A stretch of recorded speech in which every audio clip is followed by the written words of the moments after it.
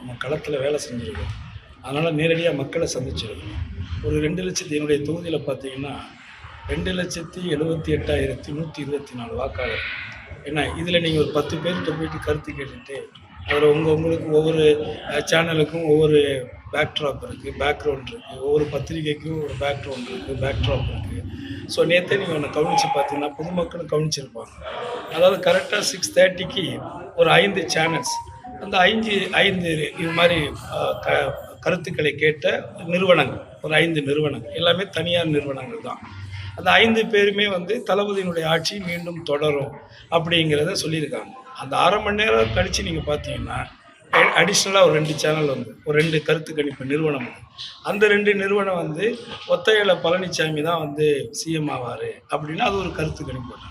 இது அப்படியே தொடருது. ஆனால் இந்த 1 மணி நேரமாக பார்த்தீங்கன்னா யார் ஒருத்தரும் விஜய்ங்கிறவர் ஒரு இடத்துல வருவார், 4 இடத்துல வருவார், 8 இடத்துல வருவார், 10லேருந்து 15 வருவார்னு சொல்லிகிட்டே இருந்தாங்க இந்த 1.5 மணி நேரமாக.